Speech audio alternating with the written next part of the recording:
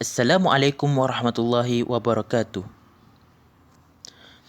Pada hari ini kami akan membentangkan mengenai panic disorder. Apa itu panic disorder? Mari kita lanjut ke videonya.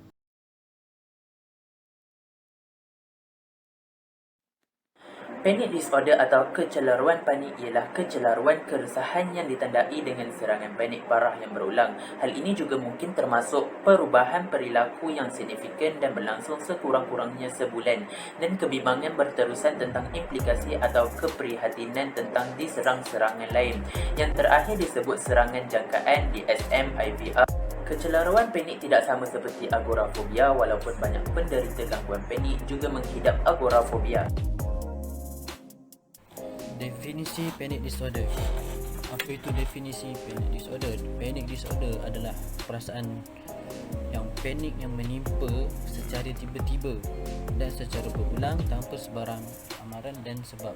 Kiranya kita dalam situasi yang boleh menyebabkan kita panik dan pada akhirnya kita akan rasa hilang kesedaran diri, rasa lemah, rasa takut yang akan menyebabkan kita akan datangnya satu level itu, iaitu kita dipanggil sebagai fobia. Kita akan, bila datangnya fobia, kita akan rasa panik. Bila rasa panik, kita akan fobia dengan suatu rangsangan tersebut. Gangguan panik juga akan memberikan kesan yang teruk kepada kesihatan kita. Antaranya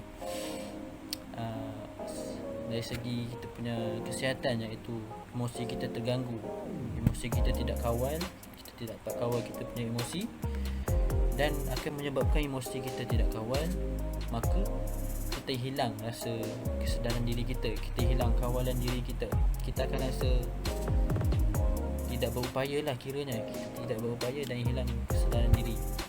Selain itu, gangguan panik ini juga gangguan panik yang berterusan akan memberikan penyakit yang boleh mendatangkan pada diri kita, antaranya penyakit sakit jantung, penyakit jantung berdebar.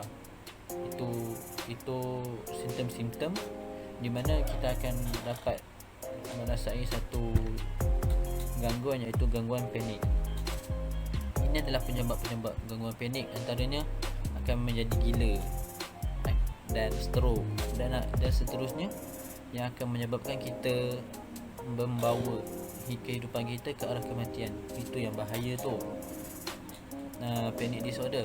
Kerana bila kita tidak dapat kawal situasi kita dalam gangguan panic disorder ini, maka kita akan membawa diri kita ke arah yang akan mendapat penyakit lah, seperti contoh-contoh tadi, sakit jantung, takut, gelisah, dan jantung berdebar dan sebagainya, yang boleh membawa kita ke arah kematian. Itulah bahaya. Simptom dan faktor yang menyebabkan panic disorder. Serangan panik mempunyai banyak variasi. Kebiasaannya, gejala memuncak dalam beberapa minit. Gejala ini boleh muncul secara perlahan-lahan dalam beberapa minit dan berpotensi untuk berlangsung sekitar 20 minit sehingga 30 minit. Individu akan mengalami beberapa simptom seperti berikut. Daripada segi psikologi, individu tersebut akan mengalami perasaan takut, kebingungan dan disorientasi. Disorientasi ialah satu keadaan di mana seseorang itu tidak dapat menyesuaikan diri dengan keadaan sekeliling.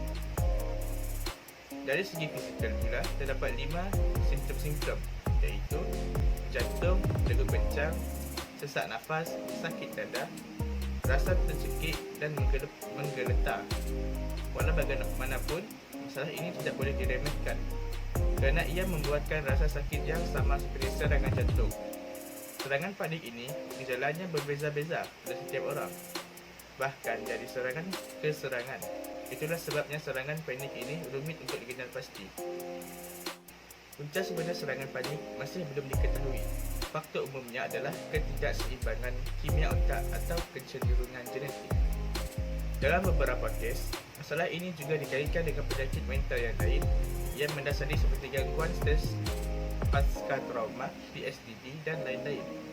Antara punca-puncanya ialah pengambilan bahan terlarang seperti berhenti atau penurunan dos yang ketara terhadap sesuatu bahan seperti ubat-ubatan. Dan contoh yang kedua ialah kesan sampingan menghisap ganja. Sumber Harvard Mental Health Author. Yang kedua ialah tekanan jangka pendek, iaitu mengalami kejadian traumatik seperti serangan seksual atau kemalangan yang serius, mengalami perubahan yang besar dalam hidup seperti perkahwinan, perceraian atau penambahan bayi. Dan yang terakhir untuk tekanan jangka pendek ialah kehilangan orang yang tersayang. Okey, baiklah, saya akan terangkan tentang dua cara rawatan untuk penyakit panic disorder.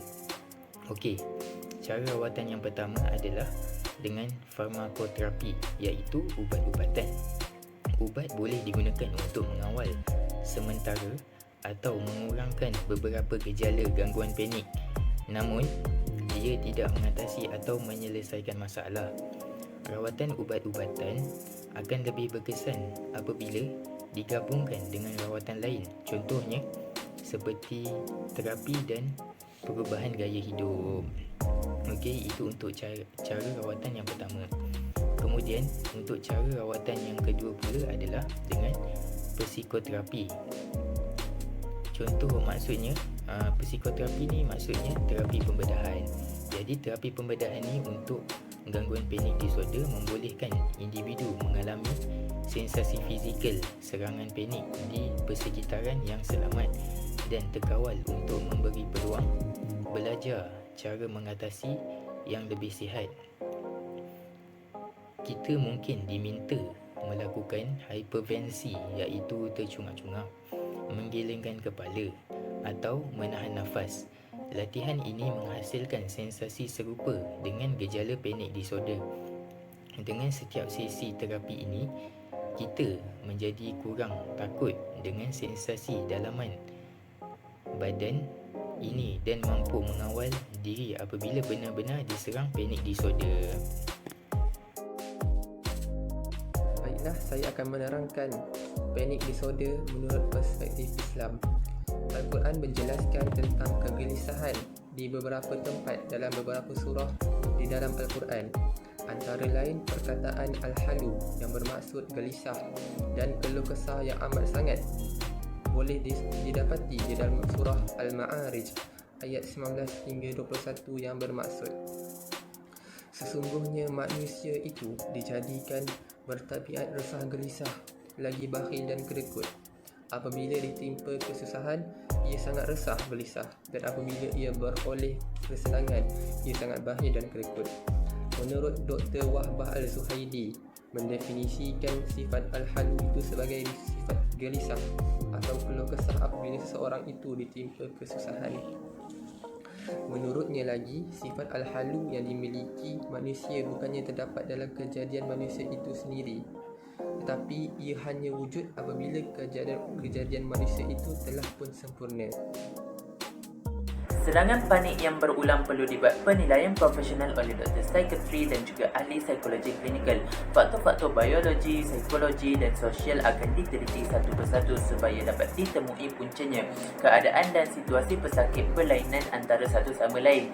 Penerangan, ubat-ubatan, pendidikan psikologi dan juga terapi kognisi tingkah laku bersifat individualistik. Sudah tentu ketika perawatan, faktor spiritual diambil kira. Tuhan tidak mahu manusia hidup tanpa menggunakan akal lalu mengedepankan pengetahuan saintifik dalam mengharmonikan kehidupan seharian. Dapatan sains juga mengakui komponen spiritual dalam membaik pulih penyakit. Zaman ini serba laju dan serba tahu, lantas manusia semakin hari semakin didesak dengan cepat dan maju. Dalam perlumbaan ini, manusia terdedah dengan penyakit keresahan yang taat sahaja menunggu siapa yang tersilap langkah.